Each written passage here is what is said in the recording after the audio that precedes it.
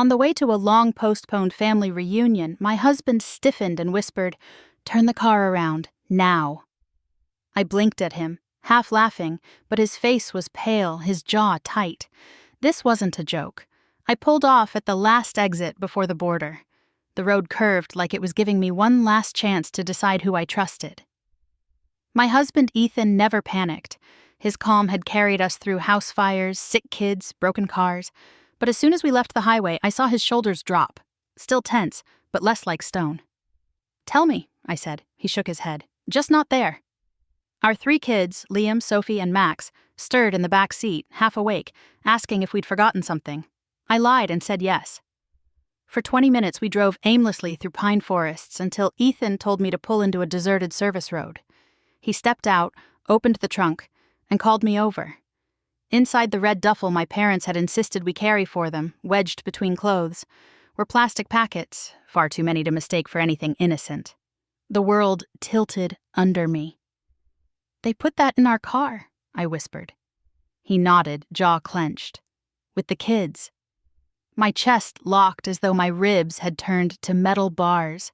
My parents hadn't asked us to bring an extra bag. They'd used us as couriers. The reunion, the cheer, the sudden warmth after months of silence, it all snapped into focus. We didn't argue. We didn't even speak. We drove the bag straight back to their house, left it inside the front door like a warning flare, locked it behind us without a word.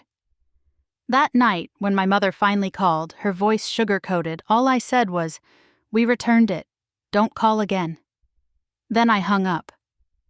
Silence lasted only a week. Then the doorbell rang. I knew it was them before I opened the door. My parents, Diane and Robert, stood there with smiles rehearsed in the mirror. "We thought we could clear the air," my father said, as though they hadn't risked our freedom. My mother's tone was honeyed. "We didn't know how much you understood."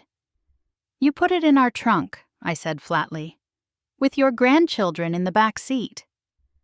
They exchanged a glance, then my father muttered, "It wasn't a big deal, just to help with the debt." "You wouldn't help," my mother added, shifting the blame like she always did.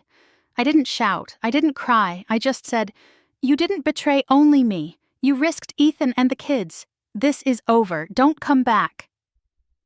I shut the door on their stunned faces, my heart beat steadier than it had been in months. But their boundary testing wasn't done. Days later, when I arrived at school, my children weren't waiting. My stomach dropped.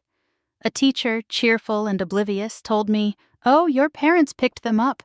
They said you asked them to." I don't remember the drive, only the slam of brakes in their driveway.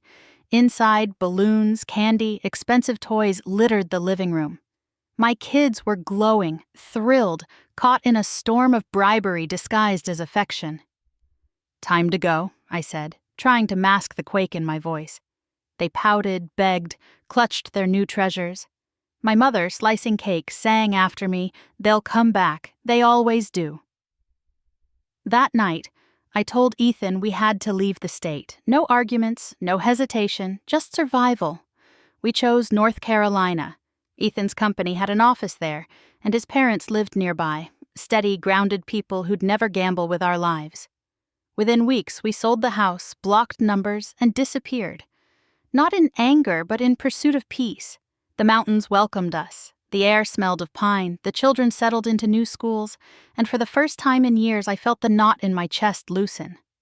No late-night calls, no surprise visits, no guilt packaged as family duty. Months passed.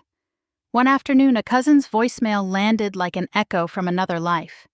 "Your mom doesn't know where you are. She's upset. Family matters." I deleted it without replying. My definition of family had changed. Half a year later, an email from my sister arrived. The subject line screamed emergency. My hands shook before I even clicked. She wrote that Diane and Robert had been arrested, caught smuggling across the border themselves, without scapegoats this time.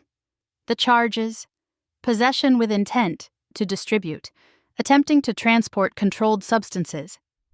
They were in their 60s, still chasing shortcuts, still convinced rules were suggestions. "They need a lawyer," my sister begged. "You have to put the past aside. They're family."